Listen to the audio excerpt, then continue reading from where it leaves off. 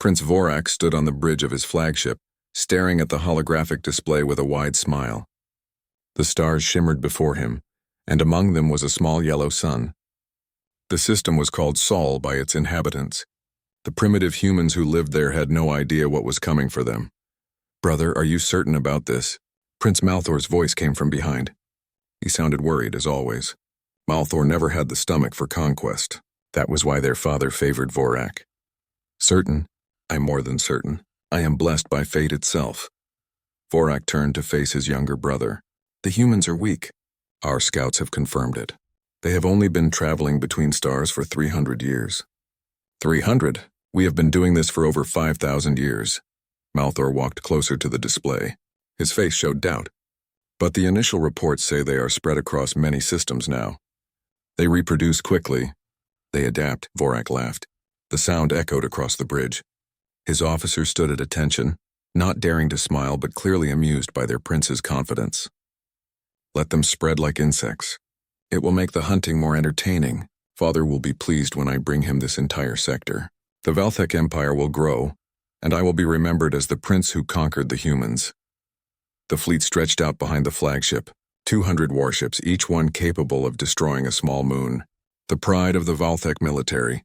Vorak had pulled favors, made promises, and even threatened a few generals to get this force assembled. But it was worth it. When he returned victorious, no one would question his right to the throne. "All ships prepare for jump to the human outer colonies," Vorak commanded. "We strike at their mining outpost first.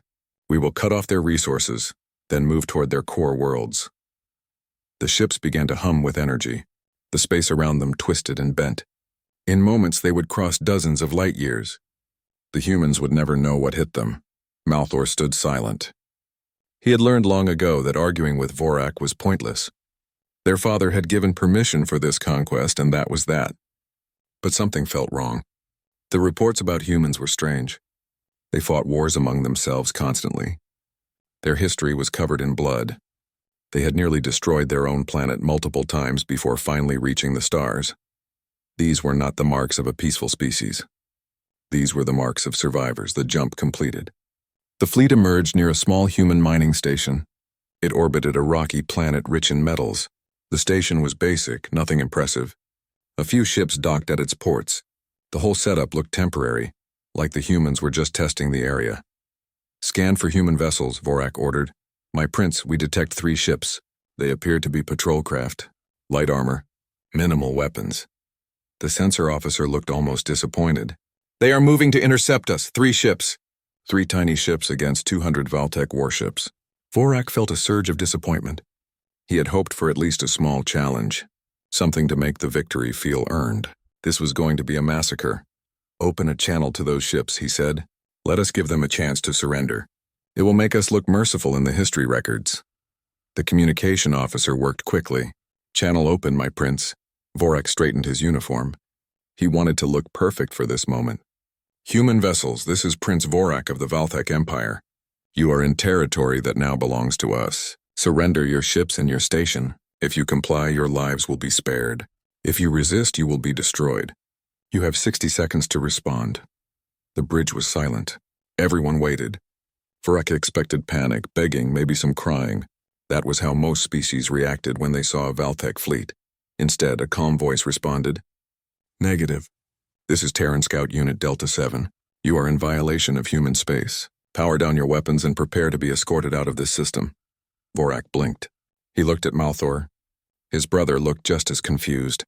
The communication officer checked his systems twice. Did they just tell us to leave?" Vorak asked. The calm voice came again. "Commander Hyun speaking. I'm giving you one chance to withdraw peacefully. Your ships are not authorized in this sector. Leave now." The bridge erupted in laughter. Even Malthor smiled a little. The idea that 3 tiny ships would order a fleet of 200 to leave was beyond absurd. It was comedy. Vorak's smile returned. "Oh, this will be entertaining. Commander Hyun, was it? I admire your courage. It is foolish, but I admire it. However, courage will not save you. This is your final warning. Surrender or die." "Understood," Commander Hyun replied. His voice still sounded bored. "Lieutenant Gina, Specialist Taman, Corporal Mirai. Standard defensive pattern. Non-lethal if possible. Wait, what? Vorak's smile faded. Did he just say defensive pattern? Against us? One of the human ships moved. It was fast. Much faster than it should have been for its size. It slipped between two Valthek destroyers before they could even track it. The other two human ships spread out, creating a triangle formation. My prince, they are not running, the tactical officer said. They are taking combat positions. Vorak felt his face grow hot. How dare they? How dare they? Send 50 ships. Destroy those insects. Show them what happens when you mock the Valthek Empire. Malthor stepped forward. Brother, perhaps we should be careful. We know nothing about their actual capabilities. 50 ships against 3. What capabilities could possibly matter? Vorak shouted. I want them turned to dust! The orders went out. 50 Valthek warships broke formation and moved toward the 3 human vessels. Their weapons charged. Missiles loaded. Energy cannons glowed with power. This would be over in minutes. Commander Hyun's voice came through one more time. Your call. Weapons free, Delta 7. The 3 small human ships stopped moving. For a moment, they just floated there in space. The Valthek ships closed in, surrounding them. Then everything changed. The human ships moved like nothing Vorak had ever seen. They twisted and spun with impossible precision. One ship dove straight down, avoiding a missile barrage by centimeters. Another ship accelerated so fast it seemed to teleport, appearing behind a Valthek cruiser and firing something that tore through the armor like it was paper. The third ship simply vanished from sensors for 3 seconds, then reappeared in a completely different location. What is happening? Vorak demanded. Report! My prince, we are taking heavy losses.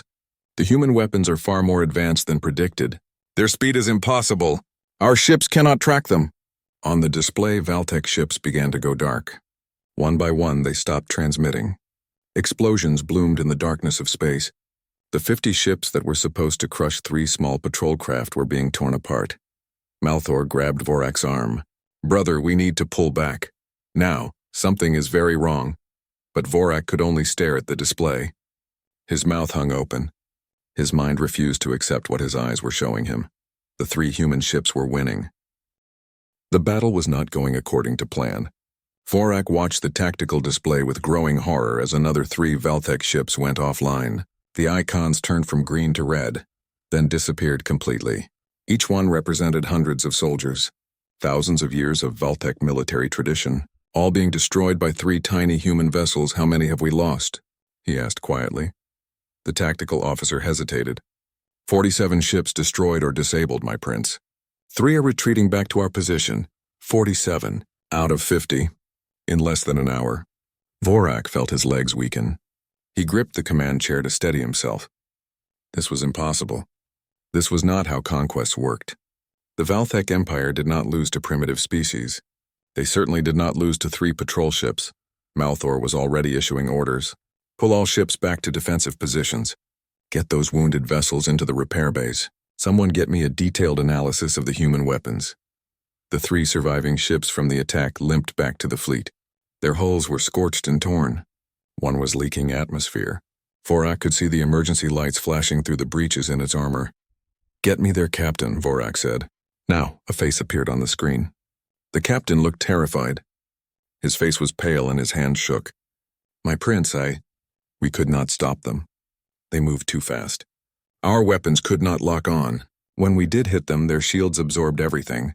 Then they fired back and our armor just melted. What kind of weapons did they use? Malthor asked. Everything, Prince.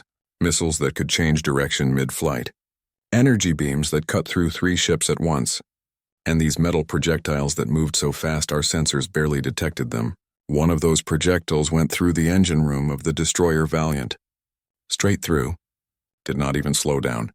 Vorak slammed his fist on the chair. They are just scouts. The intelligence report said they were scouts. How can scouts have weapons like this? Commander Hyun's voice cut through the chaos. The communication channel was still open. Prince Vorak, I strongly suggest you withdraw your fleet. You have lost enough people today. There is no honor in throwing away lives for pride. You. Vorak shouted at the screen. You will pay for this. I have 150 ships left. You have 3. The mathematics are not in your favor, human. There was a pause. Then Commander Hyun spoke again, and this time his voice was colder. Mathematics. You think this is about numbers? Let me explain something to you, Prince. My name is Commander Hyun, the pilot. Currently making your ships look like training targets is Lieutenant Gina, the person jamming your communications and probably listening to everything you say right now is Specialist Taman. The one blowing holes in your cruisers is Corporal Mirai. Remember those names. I will remember them when I carve them on your grave marker. Vorak snarled. You will remember them for the rest of your life, Hyun replied.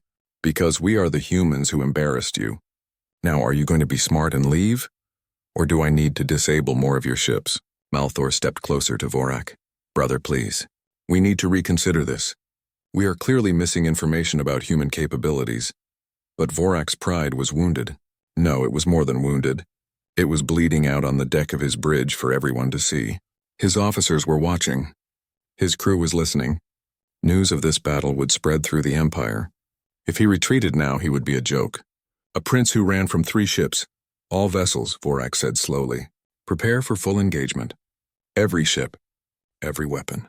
We will overwhelm them with sheer firepower. They cannot dodge everything. My prince, perhaps we should wait for reinforcements, one of the admirals suggested carefully.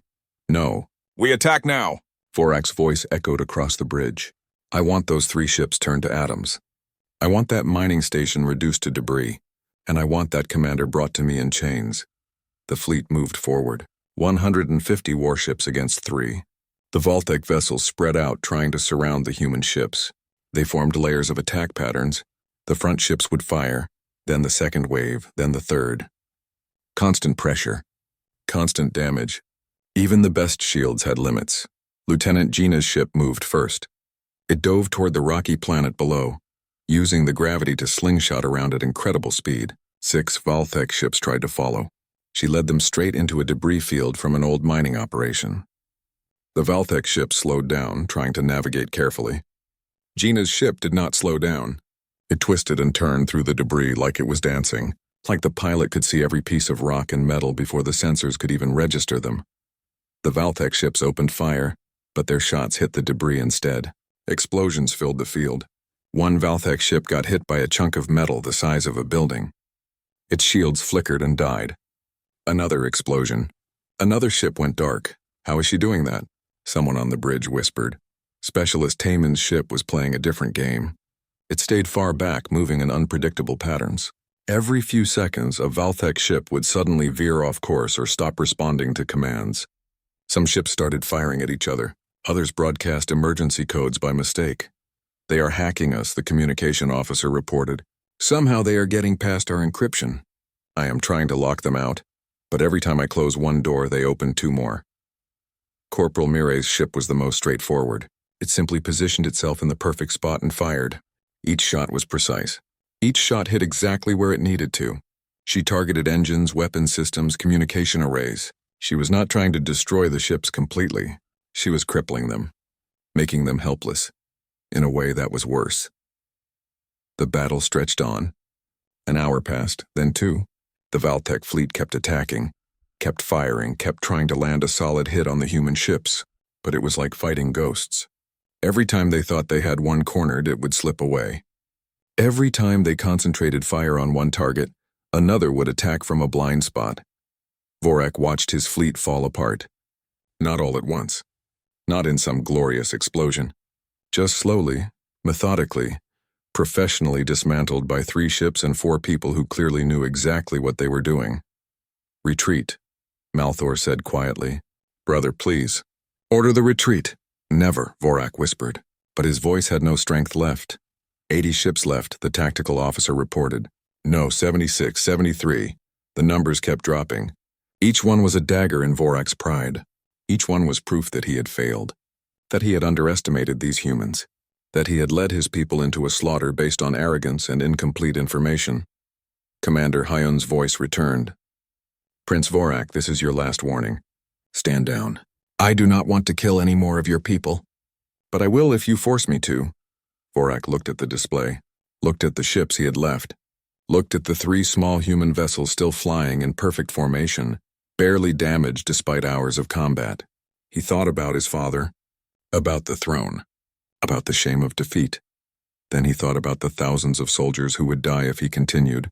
All ships, he said, his voice barely audible. Cease fire. Prepare to retreat. The bridge was silent.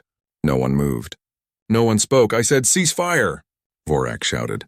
The Valthek ship stopped shooting. The space between the two forces became quiet. The only sound was the hum of engines and the crackle of damaged systems. Smart choice, Commander Hyun said. Now power down your weapons and wait. We have a recovery ship coming to pick up your survivors.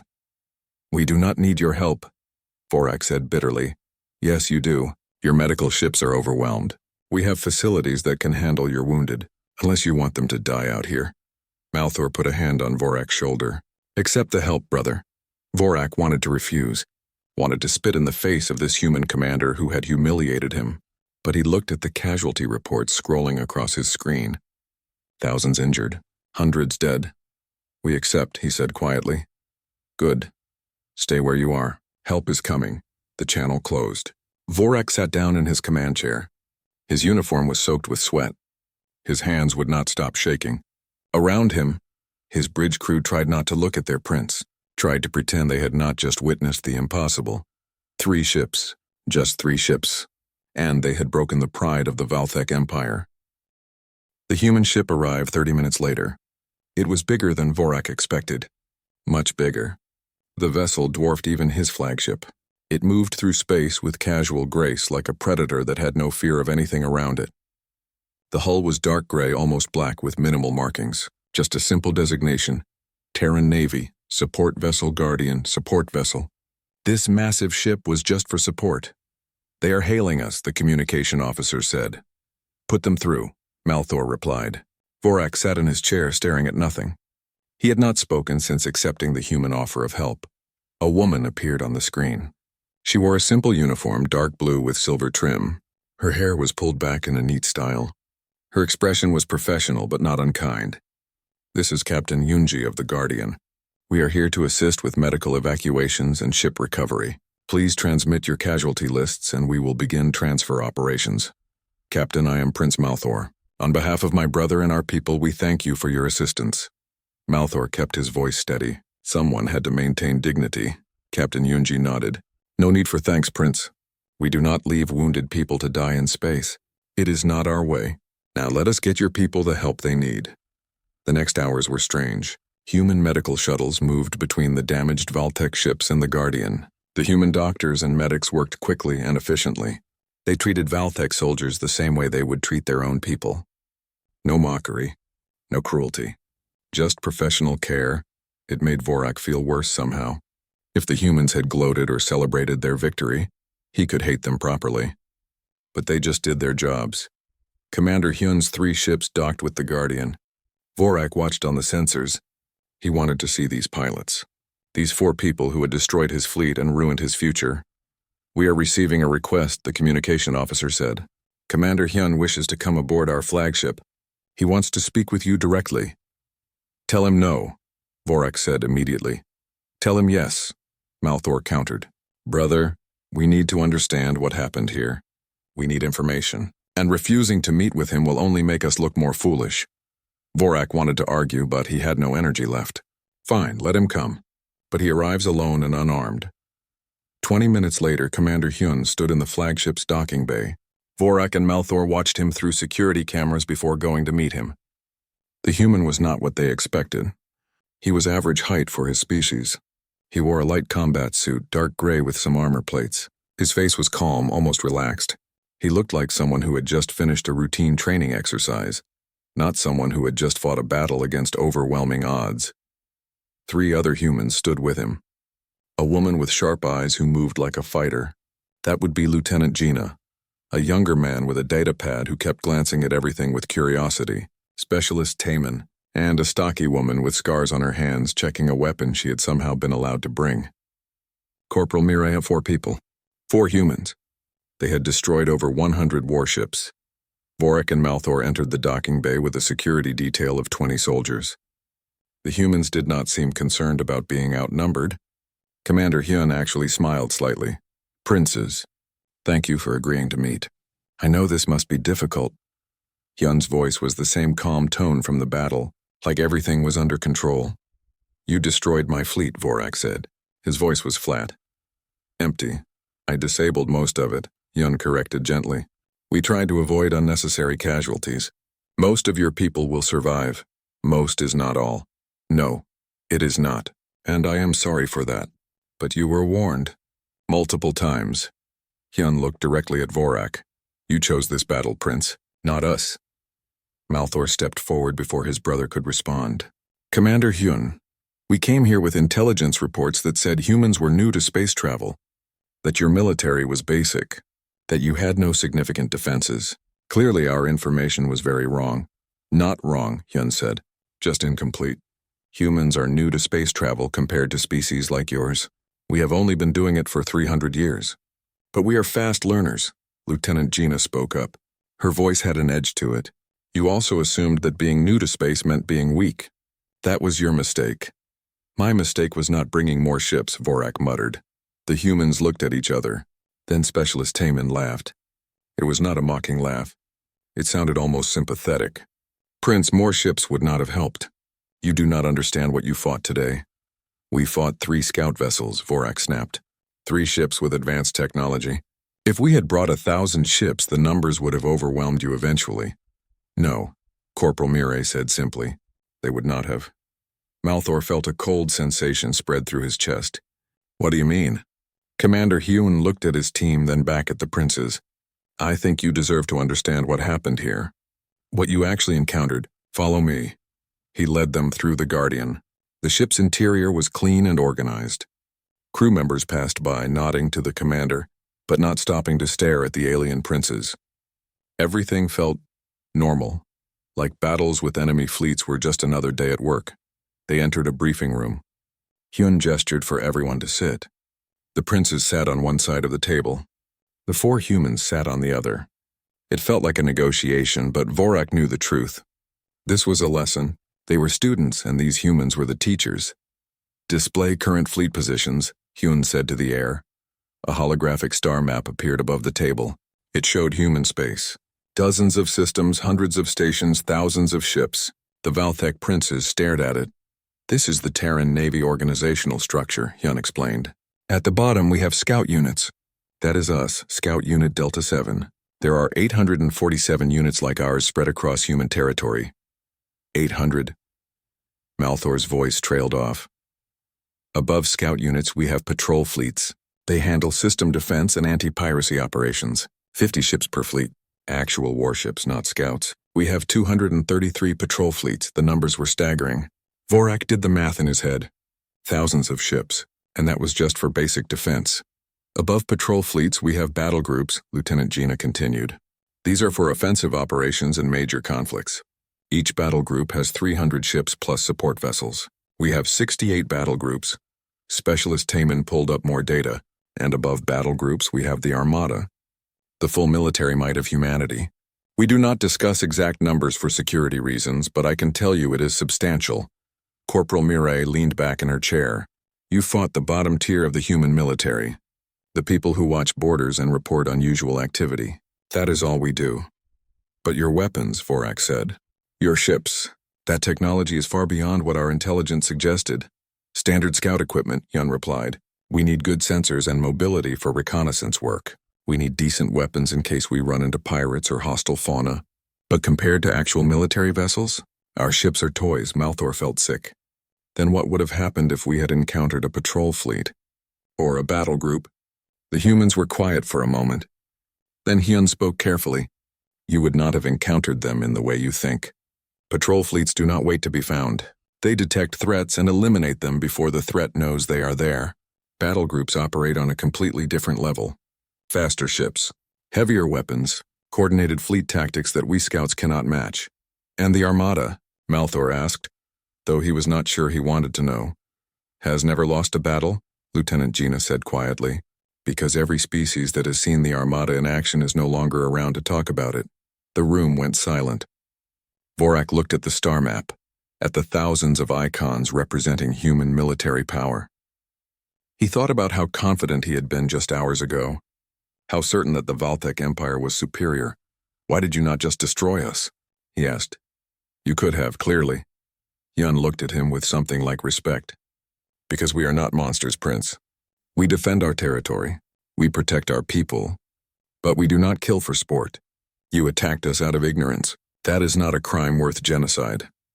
"What would have been a crime worth genocide?" Malthor asked. The commander's expression hardened.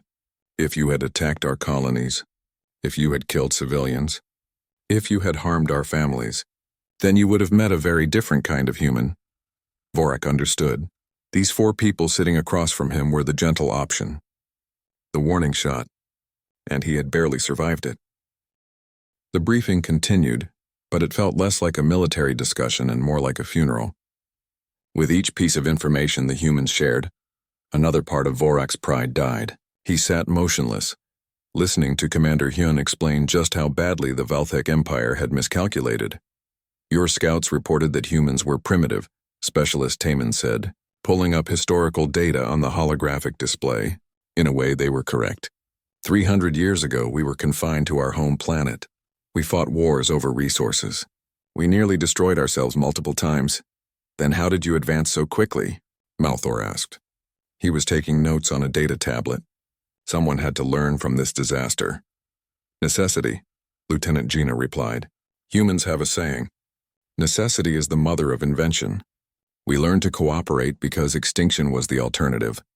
When we finally left Earth and found other species in the galaxy, we realized something important." "What was that?" Vorak asked quietly.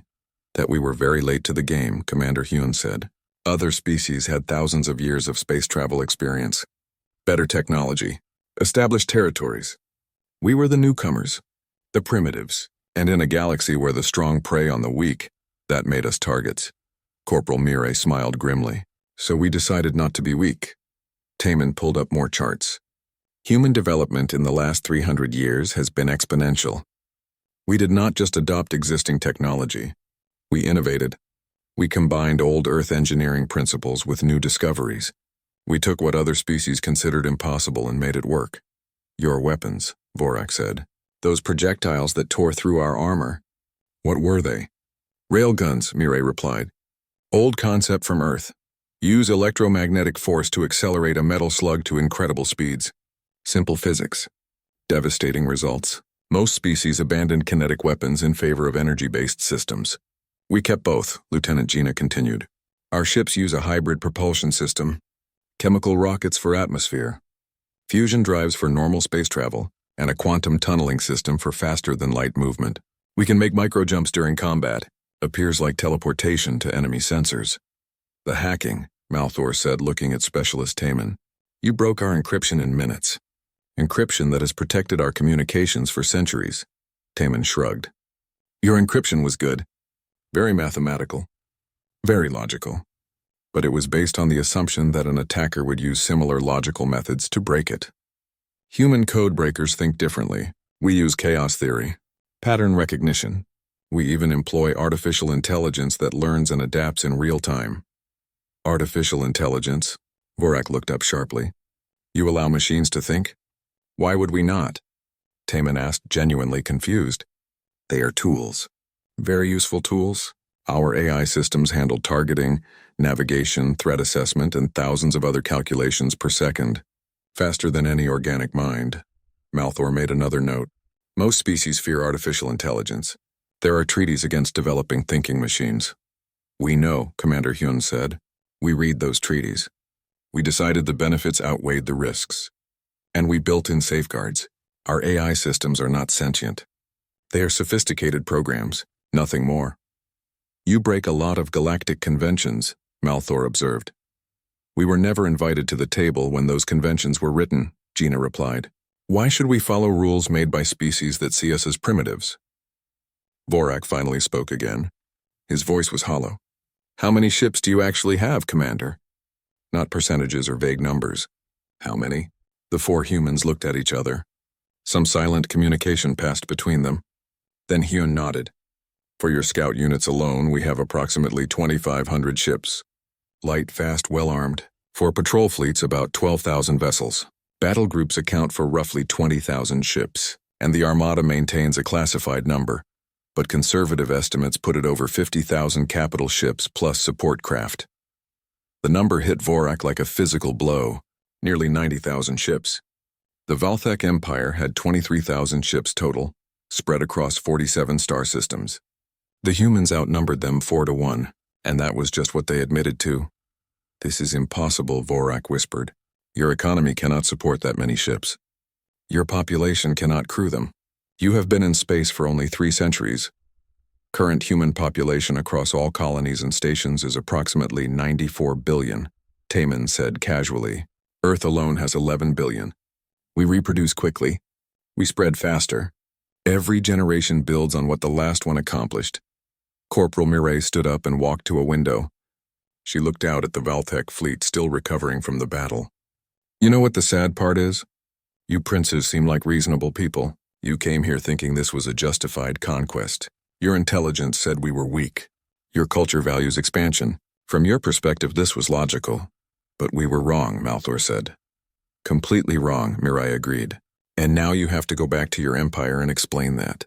You have to tell your father, your military leaders, your people that you were beaten by a scout unit, not even a real military force. Just 4 people doing border patrol." Vorak stood up abruptly. "I need to leave." "I need to think," Commander Hyun nodded. "Understood. Before you go, I have something for you." He pulled out a small data chip. "This contains basic information about human territory. Border maps, diplomatic contact procedures, safety protocols. Consider it a gesture of good faith." "Why would you give us this?" Vorak asked suspiciously. "Because I would rather have you as an informed neighbor than an ignorant enemy," Hyun replied. "Your people and mine do not need to fight. There is enough space in the galaxy for everyone. But if you come back here with hostile intent, you need to understand what you will face." Malthor took the chip. "Thank you, Commander. This is more courtesy than we deserve." "Maybe. But it is the courtesy we choose to give." Hyun stood and offered his hand in the human gesture of respect. Malthor shook it. Vorak hesitated, then did the same. As the princes prepared to leave, Lieutenant Gina called out, "One more thing. We called for backup during the battle, just as a precaution." "Backup." Malthor turned back. "A patrol fleet was 10 minutes away when you surrendered. They called it off after you ceased fire. But I thought you should know. If you had pushed just a little longer, if you had not stopped when you did, you would have met actual warships, and I do not think you would have survived that." The words hung in the air. 10 minutes. They had been 10 minutes away from complete annihilation. Vorak and Malthor returned to their flagship in silence. The human shuttle departed smoothly, taking Commander Hyun and his team back to their vessel. The Guardian began releasing the repaired Valthek ships one by one, each with full medical treatment and supplies for the journey home.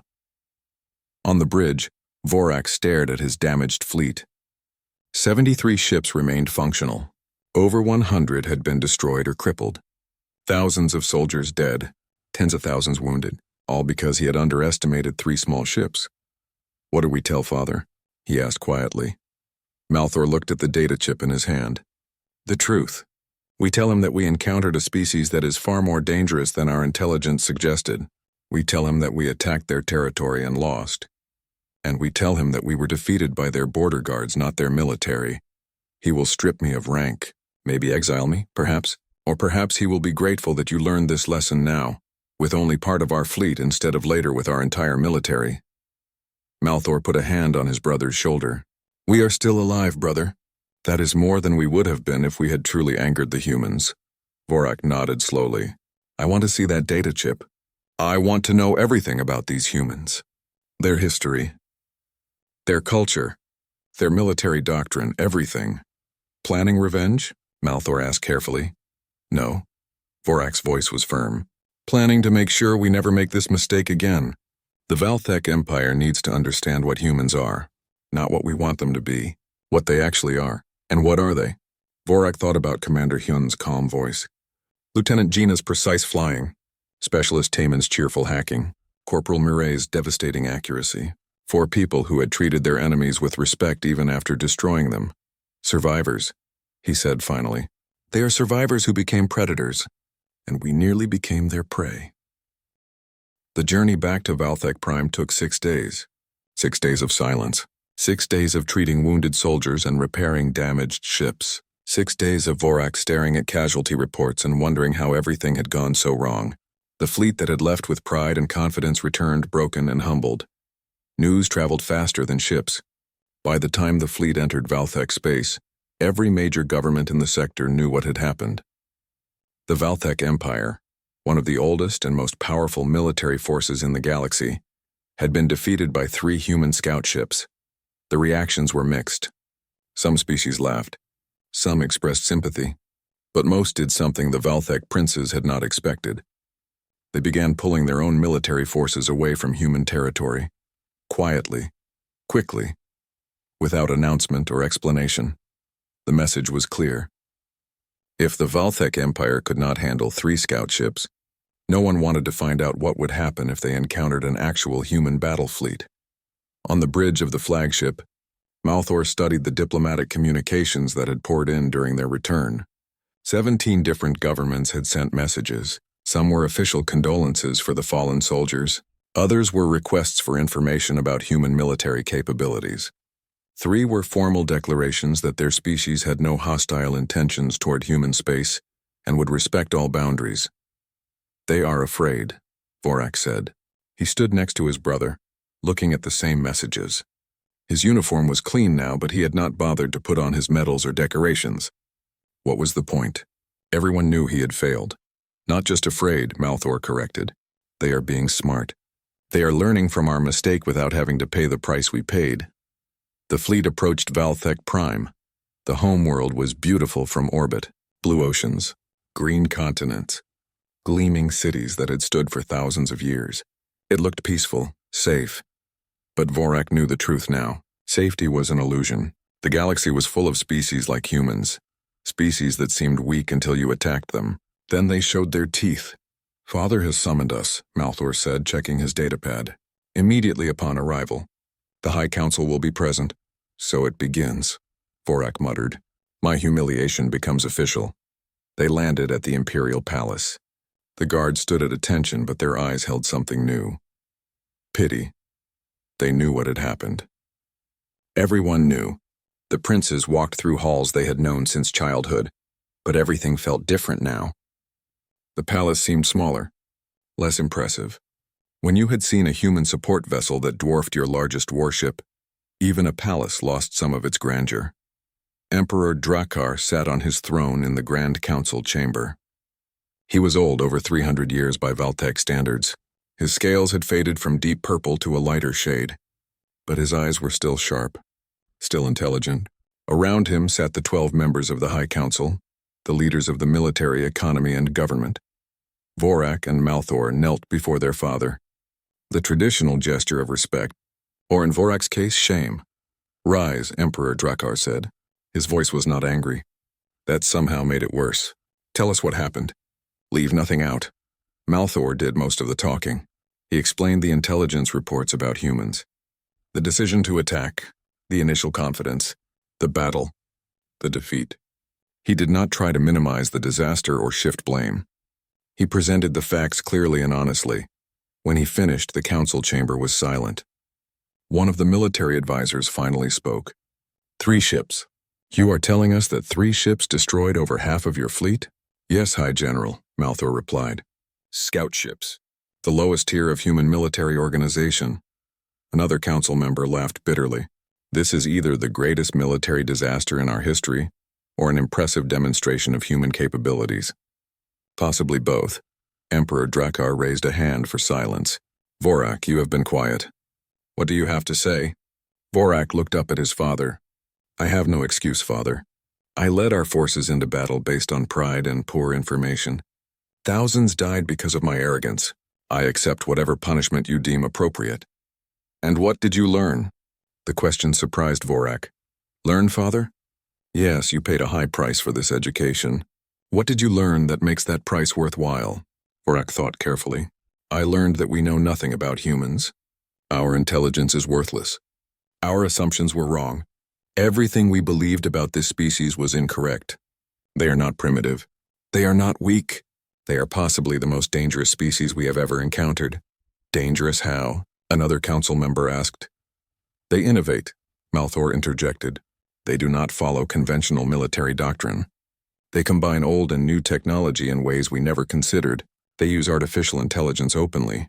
They prioritize speed and precision over raw power, and they have numbers, population, resources, ships. Far more than our intelligence suggested, Vorak added. But most importantly, Father, they are survivors. Their entire history is warfare and adaptation. They nearly destroyed themselves multiple times before reaching space. When they fight, it is not for glory or expansion. It is for survival. And that makes them unpredictable, dangerous. Emperor Drakkar leaned back in his throne. Show me the data chip the human commander gave you. Malthor handed it to a technician who loaded the contents onto the main display. Maps appeared. Territory boundaries, population estimates, basic military structure, contact protocols. Everything the humans had promised was there, but there were also things they had not mentioned. Video records of human history, footage of their wars, images of destroyed cities rebuilt, species that had attacked humans and lost. The council watched in silence. One video showed a human soldier carrying a wounded comrade through enemy fire. Another showed human civilians defending their colony against raiders with improvised weapons. A third showed a human captain ramming his damaged ship into an enemy vessel to save a transport full of refugees. They die for each other, one council member whispered. Even when the logical choice is to retreat. It is not logical, another replied. It is emotional, primitive. It is effective, Emperor Drakkar said firmly. Emotions make them fight harder, make them refuse to surrender. Logic tells you when you have lost.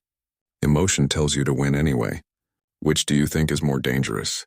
No one answered. The Emperor stood. Here is my decision. Vorak, you will not be stripped of rank or exiled. You will instead become our ambassador to humanity. You started this conflict. You will help end it and ensure it never happens again. Vorak blinked in surprise. Father, I do not understand.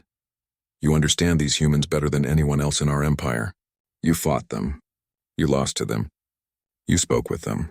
You have seen what they are capable of. Use that knowledge. Open diplomatic relations. Establish trade agreements. Make sure we are neighbors, not enemies. And what about the humiliation? The gossip? Let them gossip, Drakkar said dismissively. Every species in this sector is pulling back from human territory. They are afraid, but we will be different. We will be the first to establish peaceful relations with humanity. We will turn your defeat into an opportunity. Malthor smiled slightly. It is actually brilliant, Father. The other species will watch us. If we can successfully negotiate with humans, they will follow our lead. We can become the bridge between humanity and the rest of the galaxy. Exactly. The Emperor looked at his two sons. This defeat may have saved us from something worse. If we had waited, if we had sent our full military against them, we might have been destroyed entirely. Instead, we learned the truth with only a portion of our fleet. That is not humiliation, that is luck. In the weeks that followed, everything changed. The Valthek Empire formally requested diplomatic contact with the Terran government. To everyone's surprise, the humans agreed immediately. They sent a delegation to Valtech Prime, real diplomats this time, not soldiers. But everyone noticed that a human warship escorted them. A real warship. It was 3 times the size of the Guardian. No one questioned human territorial boundaries after that. Vorak met with the human diplomats regularly. He learned their customs, their language, their history. The more he learned, the more he understood why the galaxy should be careful around humans. They were cooperative when treated fairly, but they never forgot an insult, never forgave unprovoked aggression, and never ever bluffed about their military capabilities. One day, during a diplomatic dinner, Vorak found himself sitting next to Commander Hyun. The human commander had been invited as a courtesy, though he clearly felt uncomfortable in formal diplomatic settings. I never thanked you, Vorak said quietly. For what? Hyun asked. For not destroying us completely. You could have. You had the power, Hyun shook his head. Power is not the same as right. You attacked us out of ignorance, not malice. That does not deserve extinction. What would deserve extinction in human eyes? Harming innocents, attacking civilians, genocide, slavery, the things that have no excuse no matter what species you are. Hyun looked at Vorak seriously. Your people never crossed those lines. You fought soldiers against soldiers, that we can respect even if we defeated you. Vorak sipped his drink. The galaxy is changing because of you. Every species is reassessing their military strategies. Some are trying to copy your technology. Others are forming defensive,